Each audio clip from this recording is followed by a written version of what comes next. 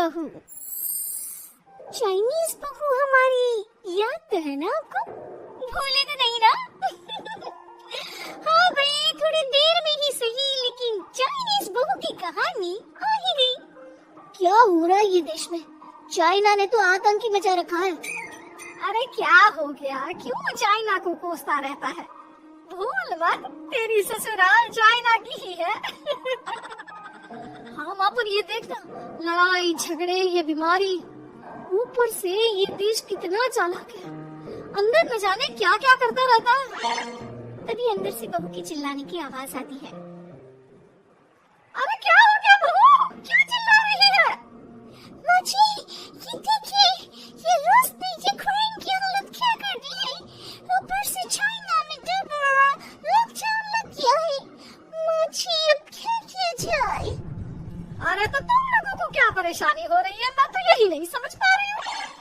वो क्या है ना माँ, हम लोग चाइना जाने की सोच रहे थे, सांसू के भाई की शादी है। तो क्या? अरे कौन सा उन लोगों के यहाँ भाई घोड़ी चढ़ता है जो बहन काजल लगा कर निकलेगी?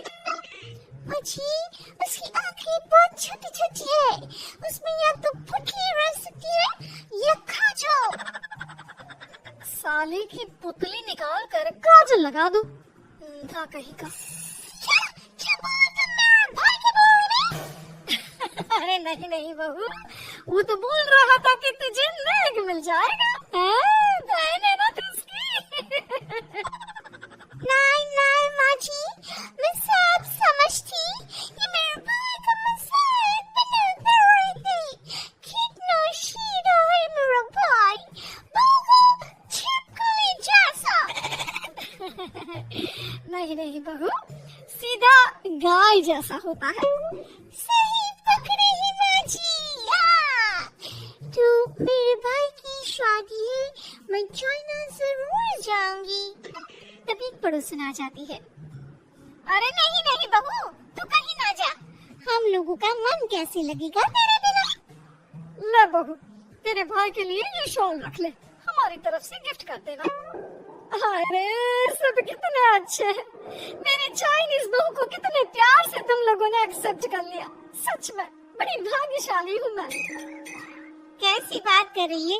ये तो हम लोगों के देश की एक खूबसूरती है कि हर किसी को दिल से अपना लेते हैं, बस वो भी दिल से हमें अपना समझे। कैसी बात कर रही हैं आंटी जी? मेरे लिए आप सबसे स्मार्ट जैसी ही है।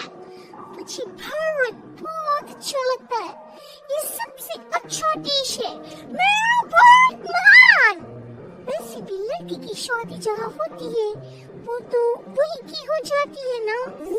जी तेरे बहू सही बोल रही है, औरत तो होती ही पानी की तरह है, जो जहाँ जैसे रखे वैसे ही शेप ले लेती है।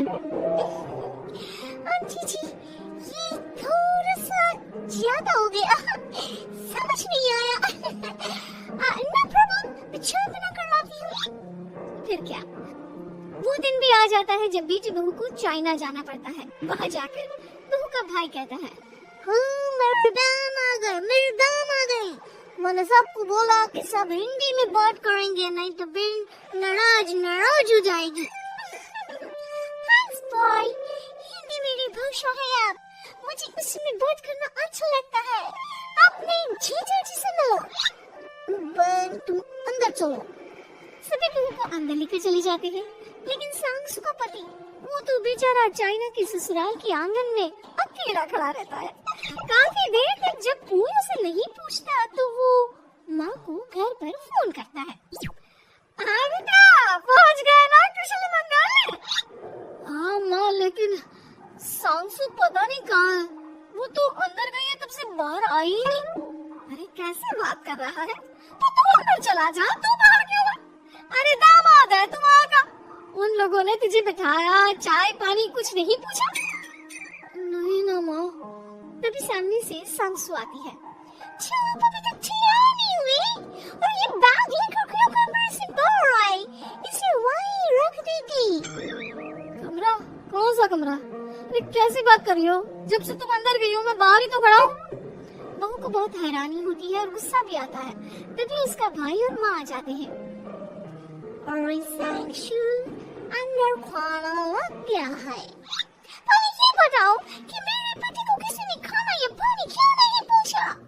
वो बहुत से ससुराल में बोल रहा है, वो भी मेरे कहने पर।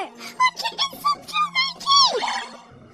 देख बेटी, तूने जबरदस्ती जिद में शादी की थी तो हम लोगों ने कर दी, लेकिन अब तुम ये सोचो, पूरी चाइना में मैं इस इंजन को अपना दामाद बताऊं? So sorry। हाँ संगसू, और तुम भी चुप रहना, नहीं तो वो लोग मेरी शादी तोड़ देंगे। ओह, ऐसी बात है, कोई बात नहीं, मैं बाहर होटल में रह लेता हूँ, तुम वही करो जो ये लोग चाहते हैं। कैसी बात कर रही हो? शादी के बाद पति जैसा भी हो, जो भी हो, पति होता है। वैसे भी तुम्हारे पूरे परिवार ने सबने बिना सोचे मेरे साथ दिया, मुझे एक्सेप्ट किया, प्यार किया।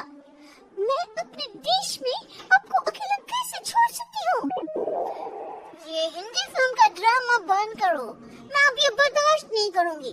चुपचाप अंदर चलो, नहीं तो ये शादी वादी यहीं खत्म करके इसे अकेले ही इंडिया जाना पड़ेगा। कैसी बात कर रही हो माँ? ये मेरा पति है नहीं था। हम लोगों ने यहाँ वकील को बुला लिया है, जिसके बाद अपनी रात तलाक करा के हम यहाँ के चाइनीज लड़के से तेरी शादी करा देंगे। अरे कैसी बात कर रहे हो? हम तो यहाँ तुम्हारी शादी के लिए आए थे। नहीं नहीं, मैं सांसू के बिना नहीं रह सकता हूँ। हाई वोल्टेज ड्रामा होने के बाद से ही सारा माहौल खराब हो जाता है कि तभी एक लड़की आती है। मैंने सारा इंतजाम कर दिया है, सांसू की शादी का मंडप परसों लग जाएगा, तो आप लोग इसके पति को कमरे में बंद कर देते हैं। सभी सांसू के पति का हाथ बांध कर उसी कमरे में बंद कर देते हैं। ये क्या कॉमेडी है? आप लोग मेरे पति की शादी नहीं कर सकते हैं। मैं किसी से शादी नहीं करूंगी, ये साफ बात है। पहले मैं आपसे शादी करूं, फिर तेरी भी शादी करवा दूंगा। सब कुछ तय हो जाता है, भाई की शादी हो जाती है। फिर वो दिन भी आ जाता है जब सांसू की शादी वो लोग जबरदस्ती करने के लिए उसे मंडप पर ले जाते हैं। ऐसा मत करो, ये मेरी बीवी है। मैं किसी से शादी नहीं करूंगी। कैसे नहीं करेगी शादी? शादी तो तेरा बाप भी करेगा। हो, मैं करूंगा शादी। प्लीज कोई मेरी शादी किसी अच्छा औरत से करवा दे। जाओ, बाबू को जाओ। फिर माँ सांसू और उसके पति से कहती है, तुम लोगों का बच्चा मेरी कैद में है। अगर तुम लोगों ने कोई भी होशियारी की तो मैं इस बच्चे को मार दूंगी। दोनों माँ का रूप देखकर हैरान हो जाते हैं। बच्चे की खातिर दोनों शांत हो जाते हैं और शादी की रस्में शुरू हो जाती है कि तभी सांसू की सास पुलिस के साथ आ जाती है। सासू माँ आ गई, मेरी माँ आ गई। माँ प्लीज हम लोगों को बचाकर वापस ले चलो। पुलिस सभी को गिरफ्तार कर लेती है। बेटी के बच्चे को मारने की धमकी तो कोई चुड़ैल ही दे सकती है। अरे तो ये चुड़ैल ही तो है।